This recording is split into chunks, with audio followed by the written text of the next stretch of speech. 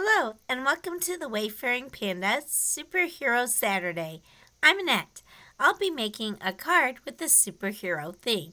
So today, I'm going to be making a Swish and Pop card using products from Scrappy Boys Stamps and Lawn Fawn. So first of all, I started with the Scrappy Boys pattern paper that looks like a sky and cut it with my Lawn Fawn rectangle die. And then I had a piece of paper from Scrappy Boys that has this city scene on the back. And I also used the same die on that so that my whole card will have a stitched edge all the way around. It doesn't matter that this wasn't a complete rectangle because I'm only going to be using part of it because you just need a panel to cover your swish and pop mechanism. So a lot of times you'll do the mechanism so it's on the bottom of the card, or you can also do the top. So when I seen this paper, I thought about using it this way, and this was one way to make an interactive card faster is using the pattern paper. So the clouds in the city already are on the paper, so I don't have to create those parts of the scene. I'm just using some scissors that I love for fussy cutting to fussy cut the top of the buildings, and that will make a panel to cover the swish and pop as well as create a city scene for my superhero. Here's the image that I stamped, colored, and cut out off screen, and this was from the image from the Scrappy Boys Stamps Super Team stamp set. And I just colored him kind of like the Green Lantern. And apparently there was an African American character that was Green Lantern at one point. I don't know if he had a different name than the original Green Lantern, but I just colored him that way because I'm giving it to a student that is African American. And that's what I like about doing your own images like this, because then of course you can make it whatever colors you want to go with the student that you're giving it to. I even seen someone on the Facebook page on Scrappy Boys Stamps use the same image to make Robin from Batman. For the swish and pop part, I'm using some dies from Lawn Fawn, and one of the dies you use is this one that it makes 4 holes on your paper, and you do that on your background piece of paper, so my cloud paper, and the little bar on the side just shows you how far to put it up. So you have to put it at least as far as that bar goes, or you can put it higher. And then you just run it through a die cut machine and you'll have 4 holes to attach your mechanism. And unfortunately I did that off screen. The other piece you'll need to cut out is this long die that has kind of a rounded end, and that's the tab that you'll pull to activate the mechanism. And I just cut out 2 pieces of black cardstock to match my card, and also to give it some strength, I'm just gluing those 2 pieces together. So you don't really have to cut 2 pieces. It's just good if you're using cardstock to glue 2 together so that it'll be stronger. Then you need to cut out some acetate with this pipe looking die cut. And I actually use transparency paper if you happen to have any of that. That's that stuff that was kind of plastic. You would print on it and you would put it on an overhead projector. I have some of that left from when I taught 2nd grade a long time ago.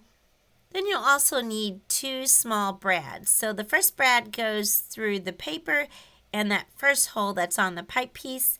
And then the second brad will go in the second hole in the pipe piece and go into one of the holes on your background. And you can kind of play with it. I put it in the first hole to the left, and then I move it over and try the second. So you can kind of just keep moving around and see how it moves as to how you want your image to move. And then you decide which hole you want to keep it in.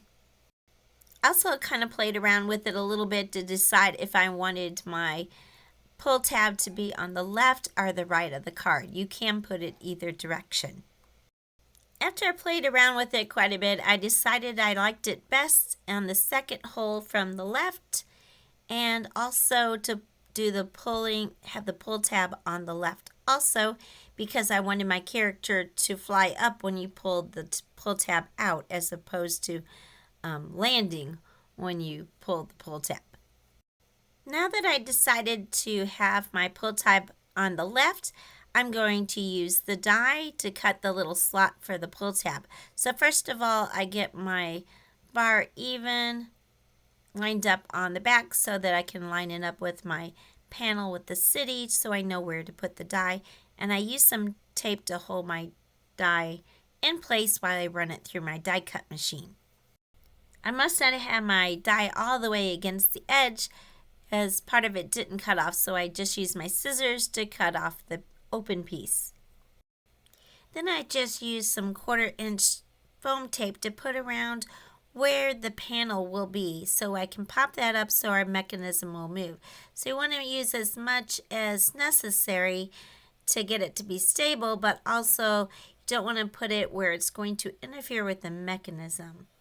You can also use the foam, or also if you wanted to use maybe a foam dot or something like that to block the mechanism from sliding over further than you want it to go.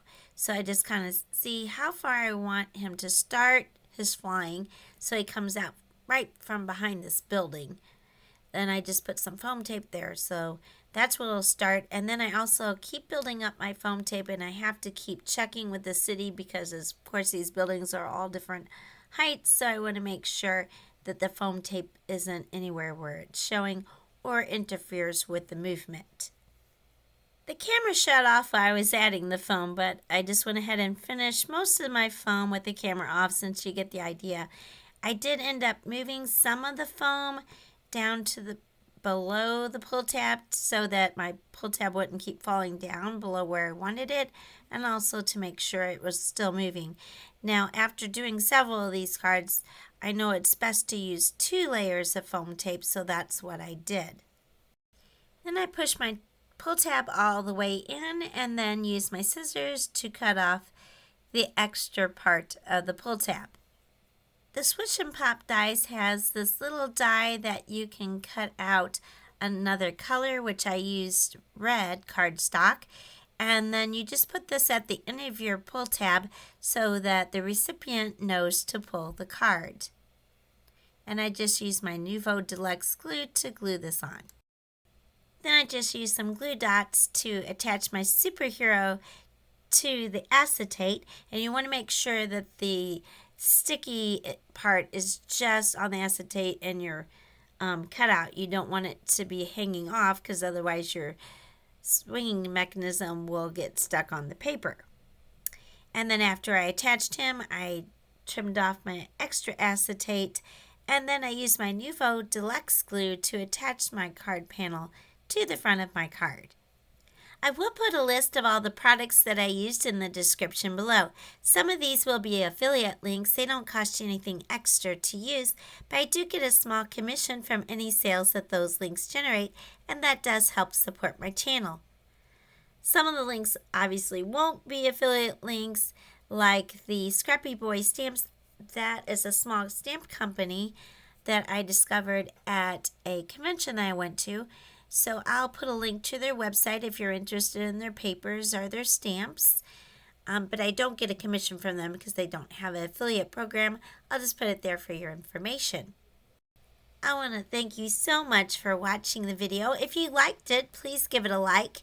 Also, I'd like to hear any comments that you have in the comments below. What you liked, or maybe what you'd like to see in the future, or maybe if you would like to see how I colored some of these images, I can make a video about that if you're interested.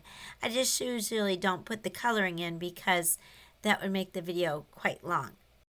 If you're not already a subscriber, I'd really appreciate if you can subscribe to my channel. That helps my channel grow and other people to find my channel. Also, to let you know when I have future videos, I do plan on doing some more superhero videos. So I think my next one may be a superhero shaker card because I am working on getting some more birthday cards done for all my students who have summer birthdays. So that will probably be the next one. Once again, I want to thank you for watching and have a fantastic day.